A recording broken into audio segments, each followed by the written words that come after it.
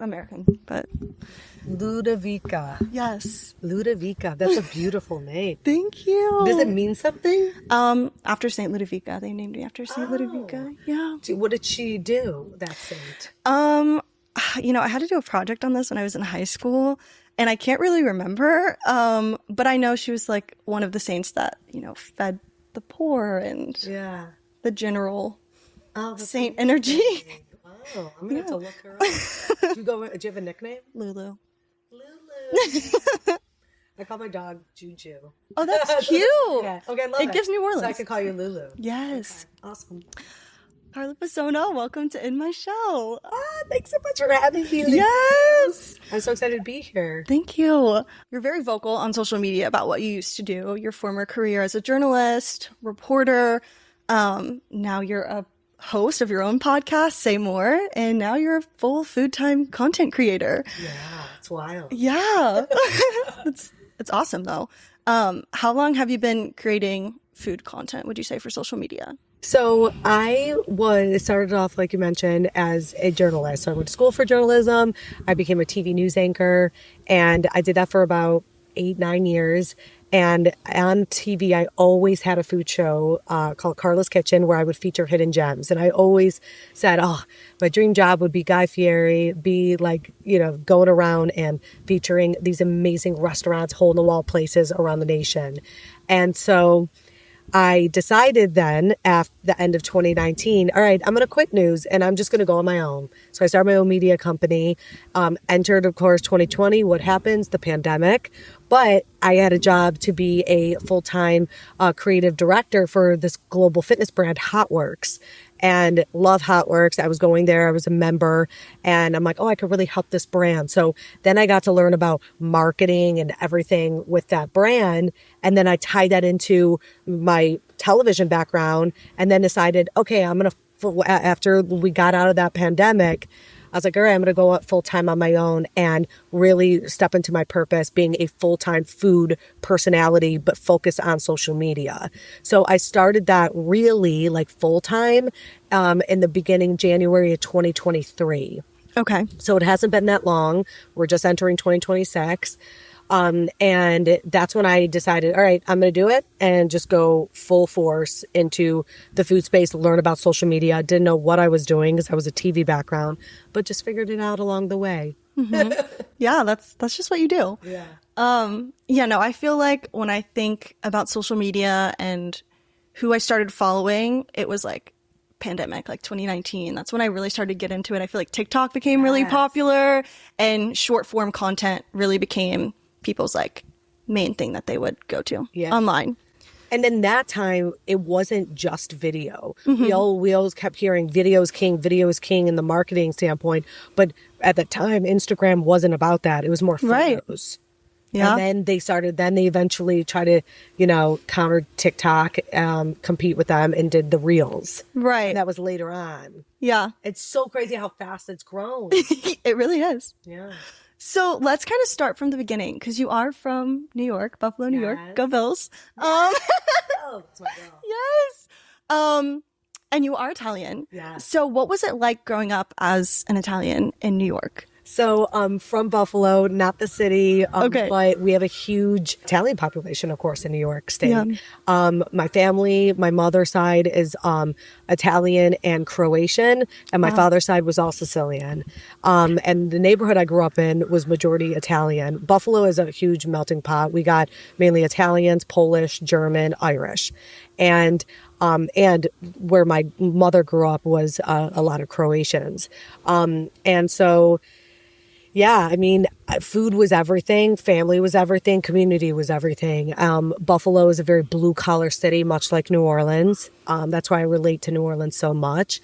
And, it's the part of that whole Rust Belt.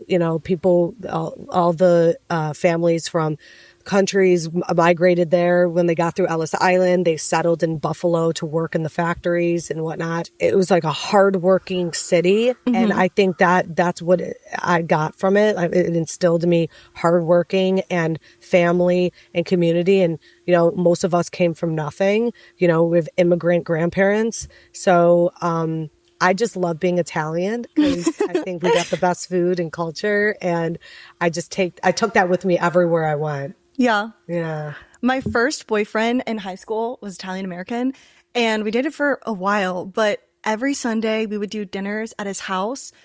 It was just insane. Like the whole family would come, and you could really tell that, I don't know, it's just different, like being from the South. And, like we don't really have, I feel like, much that binds us other than football. I don't know. Maybe that's just like me being dramatic. But yeah, I love the Italian culture and the food. And I didn't have like that huge family. Okay. So like a lot of people have that like real Italian, like all the cousins and stuff. Yeah. I didn't have that. My mom's side, she was the only one that had kids. Okay. And her brother had adopted a son. Okay. And so it was just us. So it wasn't like this huge, but we are loud. We are sassy. Yeah. And we love food. Yeah. And my mom was a phenomenal cook. Yeah. And my grandma. It's funny, my grandma's 100% Croatian, but she was the best Italian cook you could ever meet. Oh my gosh. So did you grow up in a household with people speaking different languages or just cooking? No one spoke Italian. Just cooking. Yeah. Just okay. Cooking, yeah. All right. And have you visited Italy yet? Oh yeah. Yeah. I try to go every year. Wow. Yeah. And I just went to Sicily for the first time. I've been going back to Napoli a lot. Every summer, New Orleans is so hot, so I like to get away. And I went to Napoli this past year, and I went to Sicily for the first time by myself. Oh. And it was beautiful. I want to go back with people. Yeah. They don't speak English down there, so it was kind of hard. And I don't speak Italian. So Yeah. I mean, I've been to Italy. I've been to Rome and Florence. And when I went to Rome, we were just a few blocks away from the Vatican. So it was really surreal. Yeah, it's so beautiful. It is. I was there during Easter. Don't recommend that. It's in a bad house. I believe it. Yeah, but yeah, it's beautiful. So you were also on MasterChef. Yes. Can you talk a little bit about what it was like to be on that show and what creative control you had, if any? Oh. Whatever you feel comfortable sharing. So TV is TV, people. Like it's not real. And reality, it's not scripted, of course, but there's a lot of producers. That is the largest food competition show in the world. They reached out to me on Instagram. They're like, we really like your presence. We want you to apply. Obviously, I'm more of a journalist where I feature other chefs. So I'm not a cooking influencer. I'm not in the kitchen making recipes. I can cook. I have an Italian background. I know how to cook.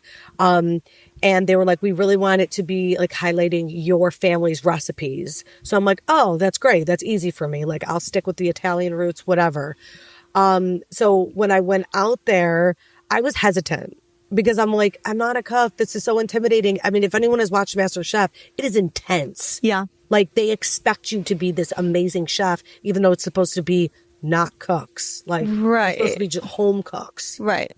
So when I went out there, it was a surreal experience. It was also during the pandemic, kind of like you still had to wear masks and whatnot.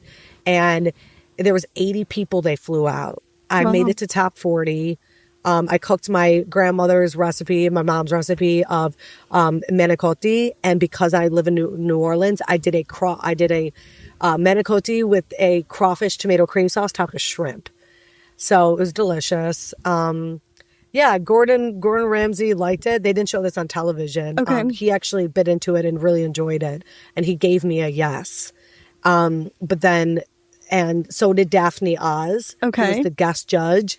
And then the other two chefs, Errol Sanchez and Joe Bastiano, did not give me a yes. So I did not get the apron. Right. But I did make it to top 40, the first Buffalonian to do that. Yes. So my favorite takeaway from that experience was just stepping outside my box and meeting new friends. Okay. I met some really cool people in the process. That's awesome. Yeah. But people always think like, oh, you were on that. Like that would change your life. No, it did nothing. It didn't. Yeah. I didn't gain followers. It wasn't anything like that. So It was just interesting. Yeah. Yeah. It was a lot. I believe it. It was intense.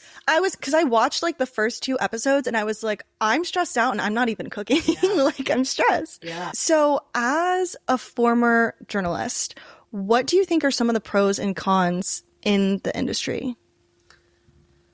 That's a loaded question. What kind of, you're talking about like TV journalist? Yeah. There's a lot of cons, I feel. That's why I got out of it. long time ago, like our parents, if they got into the industry, if you were talent, you were praised, you were respected, you made good money, you were able to work up the ladder nicely, and you always had a photographer and things. And as we see the world, it keeps getting cheap. So the industry kept getting bought out by these big corporations and buying out all these television groups. So they're loading more work on people and not paying them properly. So when you get into TV business, and a lot of people that have been in TV business or know someone understand, you make no money. You're basically poverty level, but you are a community leader. Right. In your city. You are on television, like making a difference. You have to have thick skin. You have to be really smart. You have to find the story. You have to tell the story correctly. You're literally a watch eye for the community. But yet the actual companies, I think, are not taking care of their talent properly and the people that work there. And there's a lot of unhappiness I found within working in news. There is a community, like I met so many great friends through it, but it was not fulfilling. I loved doing what I did, and it was challenging at times, and I loved that. But I think, obviously, you know, we have mainstream media that controls a lot of things. On the local level, you really do get to tell your story properly. But I just think, you know, it's just like the fast news, got to get the story out. It's like profiling people. I think it's really draining and not happy. And it didn't pay well. And I think we're losing the touch of what journalism really is now, especially with social media. Like anyone could be a journalist and go on there, and these major, I mean, you see how like E-entertainment is now shut down. MTV is shutting down. Like we're in this new wave of just like social media and digital. And so people are being able to do say whatever they want. And it's kind of like watering, like in diminishing the value of what a true journalist is now. And so it's just weird times. Yeah, like I think people that are not qualified are like in talking about certain topics because they can, you know. There's like there's clear, you know, you're supposed to be unbiased. There's clear bias with everything, I feel now. Yeah. So yeah, I'm happy I'm out of TV news. Yeah. I really am. Could you share like a pivotal moment where you were like, oh, I literally can't do this anymore? Like, it's not sustainable long term. I'm going to lose my mind if I continue doing it. There were a lot of factors. When I was at my last station, it was really a toxic work environment. Okay. And I think I realized I know my worth and I know what I'm meant to do. And this is not nurturing any of it because people are stuck in their ways, and the company is stuck in their ways of how they want to run things. And it just didn't align with my values. Yeah. And so I was like, I have to get out. Yeah. You know, that takes a lot of gut and a lot of grit and a lot of courage. Yeah. I had a support team that was like, you know, you could do it. Just go on your own. But I also had people say, you're crazy. Don't leave TV news. Like, you're meant to do this. You're so good at it. And I understand. I was on the morning show, so I was like a bright light for people in the morning. Yeah. But I'm like, I could do it in other ways. And I saw TV was dying. Yeah. So I was like, well, what if I could do it on my own? Like, it won't hurt I can control my schedule. I don't have to get up at 2 a.m. Yeah. So I'm so proud that I did do it. And I stay true to like, no, I know I can, with my talent and with my connections, and saw through that. Yeah. I feel like news highlights a lot of things that are controversial that many people may not want to hear, even though like news will emphasize that it's important to hear, but a lot of like stories that aren't happy. Do you still follow news that now that you're out of that industry? Do you think it's like important to keep up with everything on some level, or are you just like content creation, like for food, and that's kind of that? Yeah, I mean, I keep up with certain things, Yeah. world news, and local news, of course. Yeah. But I really just am focused on, Yeah. food and happiness. Yeah. I think it's better that way, honestly. So you wanted to be like, obviously, you wanted to be a journalist. Yeah. So what, what happened with you? Like, what is your, what's your story? So, okay, I graduated with my bachelor's in 2023 from LSU in English literature. I went to New York for 2 years for school. I went to Bard in Annandale and Hudson.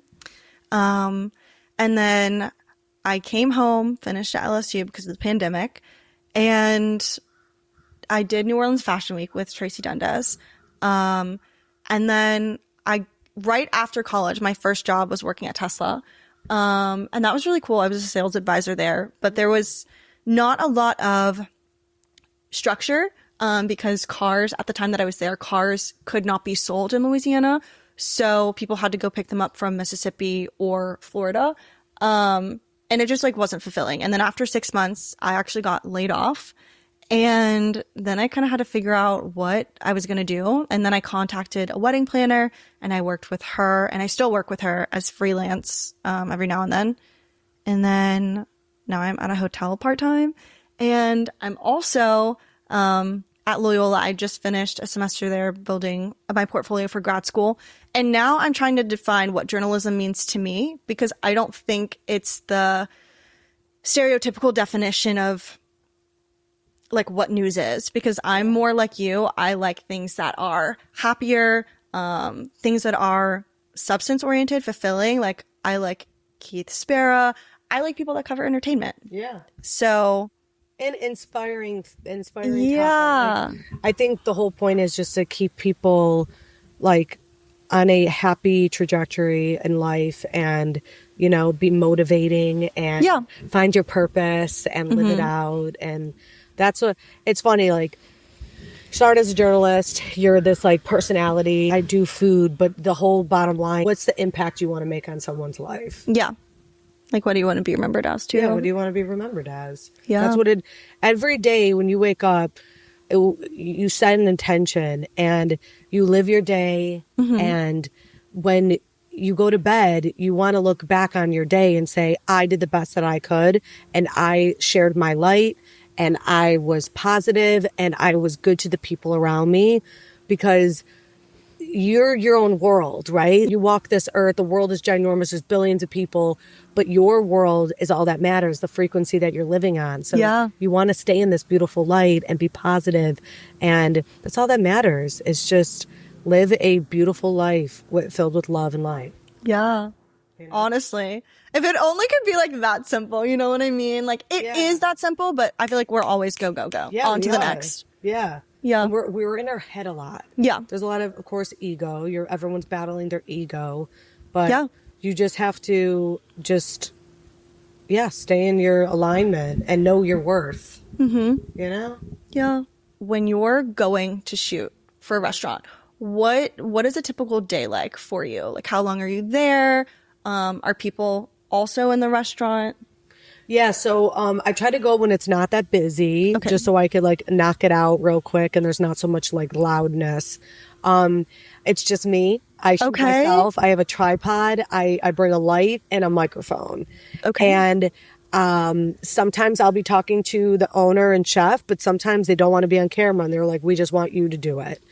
I get my footage. I see the food being made, and then I eat the food and talk on camera. It takes anywhere from an hour to an hour and a half to 2 hours. And and I usually do it during the day. It's hard, like, eating that much food and like be worried about gaining weight and stuff. And you want good lighting, so you want to do it during the day so you could burn off those calories as much as you can. So I like to go during lunchtime. And then I only typically shoot during the day. But sometimes you have to do a nighttime shoot, like a dinner shoot. Right. So that's different. But I try to do everything during the day. I applaud you, because I really thought that you had a couple of people go with you. That's insane. Really? Yes, I really did. Yeah, people have said that. Sometimes I'll go to a shoot and they're like, where's your team? And I'm like, it's just me. But because of my TV background, and I've been doing this for, over 12 years. Yeah. And I've been making videos since I was a kid. So I've always been, I know Yeah. exactly what I need to get. Yeah. And I'm in and out. I don't have to like waste time or, eventually I'll have a camera person that knows exactly what we need and we can knock it out fast. But it's working right now for where I'm at. Now that you're pretty established in the industry, people know who you are. Like a local celebrity. Are they reaching out to you or are you reaching out to them or like both?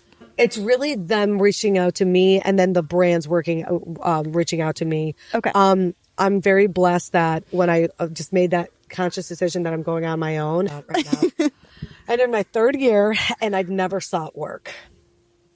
Wow. Yeah. So I'm very blessed. Okay. To have, like, it just word of mouth and people knowing who I am and wanting to work with me. Wow.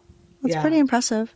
Yeah. It's I always have like pinch me moments. Yeah. Like, I'm like, wow, I'm really, really grateful for the community that I built. Yeah. Because the second I was like, I made this decision, I'm going to step into my purposes of what I'm supposed to do with no fear, everything unlocked and everything came to me. Yeah. And that is the secret. And I know it sounds like not real or like too hard to accomplish, but it really is true. Like if you just stay aligned with what you want or who you are, all the great friends come into your life, all the great relationships, the great clients come into your life, and just it's all the opportunities. Yeah. And just be a good person too, obviously. Like you don't want any kind of malicious, negative energy because then that's really bad. Evil is bad. Yeah. You want to make a difference and just be in your purpose. Mm-hmm. I'm just so grateful that I get to do what I do.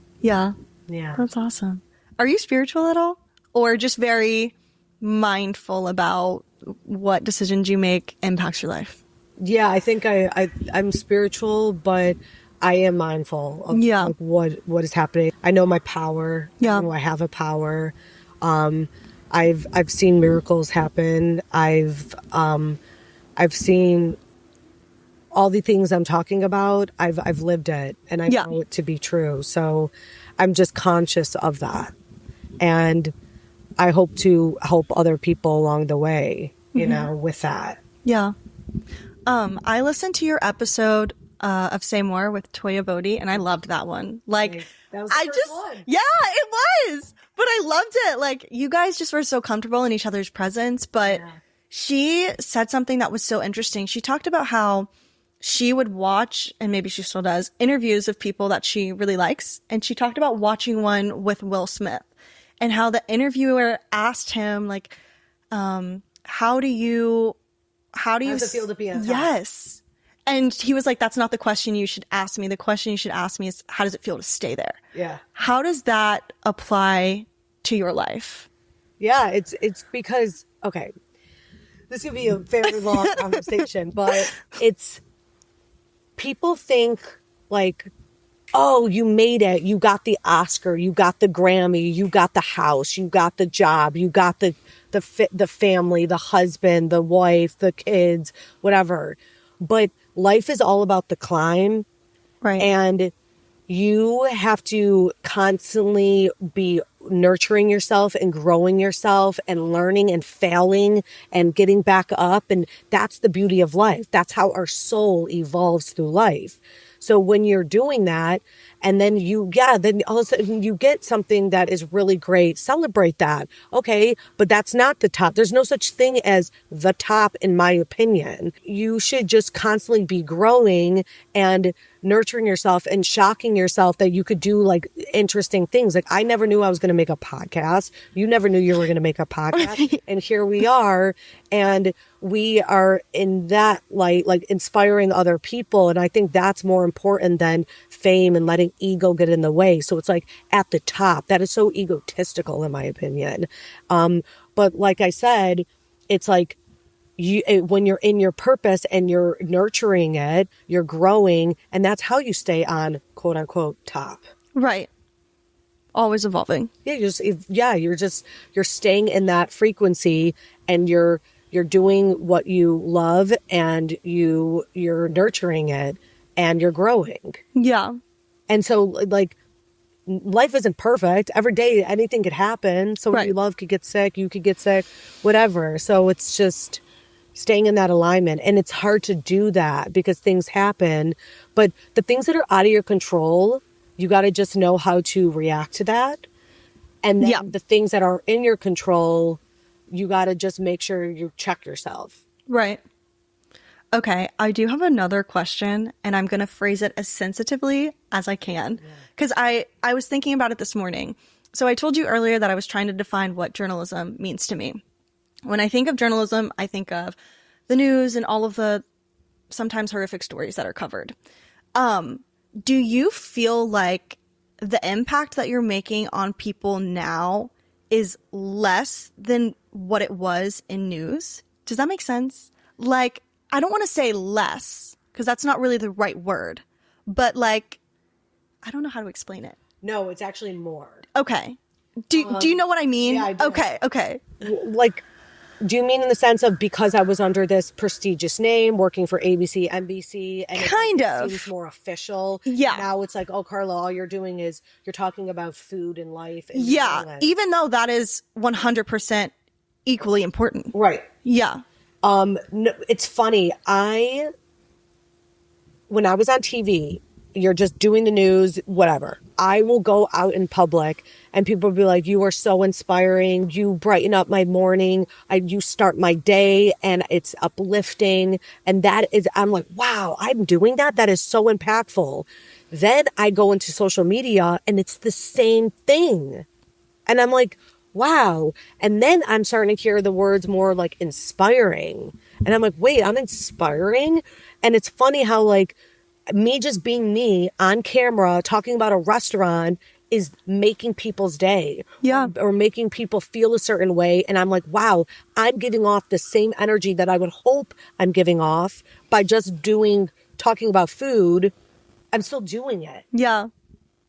It's crazy. I didn't know I was doing that. Yeah. And so like when I get stopped all the time and people are saying these things to me and I'm like, wow, I had no idea the impact I'm making because I'm just being me. And you're alone doing it, right? Yeah. So you don't know. And you just hope that people see it. But yeah, it's way greater and you're reaching way more people. Yeah. You're reaching millions. Right. Local news, you're not reaching that much. You're reaching your local audience and the people that are watching. Right. TV's, as we know, is dying. No one really has cable anymore. It's Netflix and, streaming services. So, right. Yeah. No, I think it's way more impact. I think that now is the time to be way more impactful in your life. Yeah. I think one thing I really love about social media content creation is that people share videos from one person to another and they're like, oh, we should do that. It's a way to bring people together, quite literally. Collaboration. Right. So going back to your question, journalism, what does it mean to you? What does it mean to me is just connection and community. Yeah. That's all it is. Right. You're connecting people. If someone asks me, Carla, what are you? I am a connector.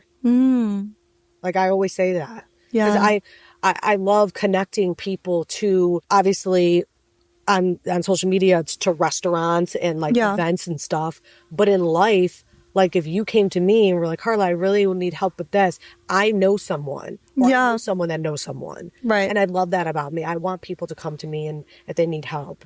I love being a connector. And that is so true. People who are in their fulfillment and who are living out their passions, those are the people that want to help others. Yeah. It's always the people who don't want to help others that they're just not living their purpose. You know, they're trying to like keep everything to themselves. Yeah. Mm-hmm. Yeah.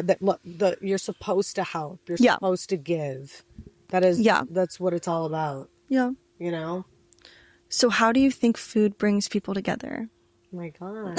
I know. It's culture. It's love. And you feel it in the dishes, like everywhere I go, like you could tell that chef put a lot of love into that food. Yeah. And I say it a lot in my commenting. I'm like, I feel the soul.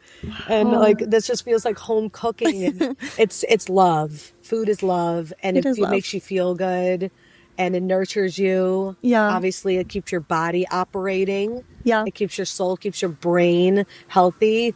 But then it also, who doesn't love sitting down at the table?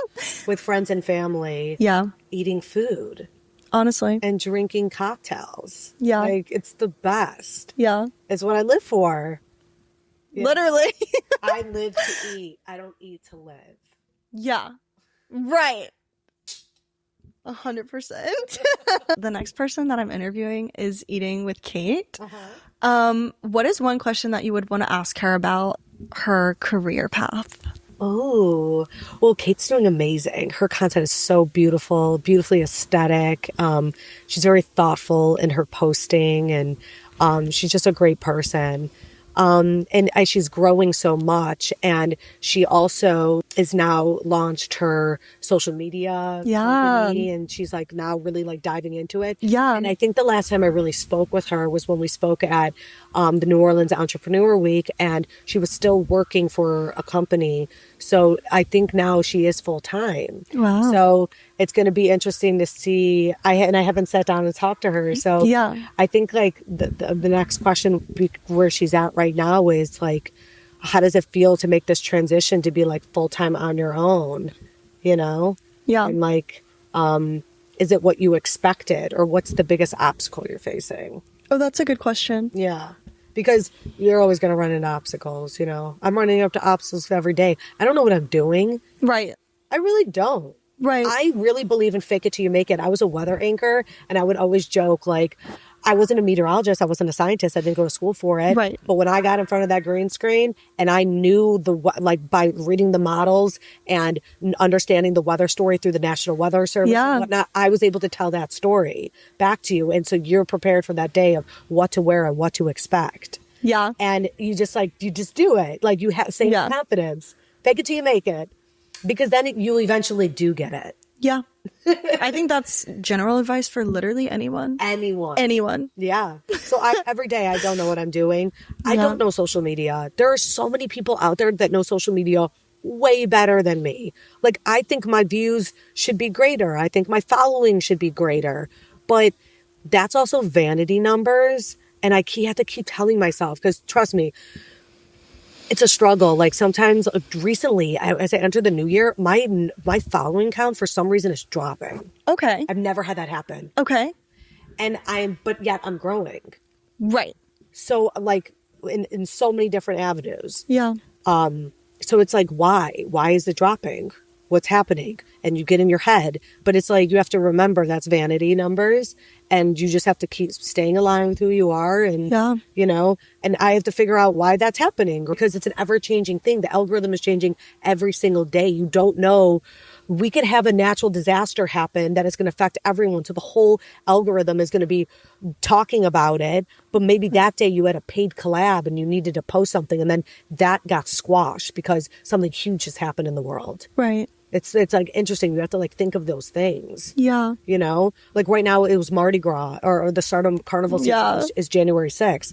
If you're not talking about carnival season, no one's going to care about your content. It's true. Because that's what's happening in your community to your audience. Yeah. My audience, I know, was 90% New Orleans. So I have to cater to them. Yeah. So it's an ever-changing cycle, and I'm still figuring it out. Yeah. Trying. Every day. Every day's a new day to try. Trying. Figuring it out.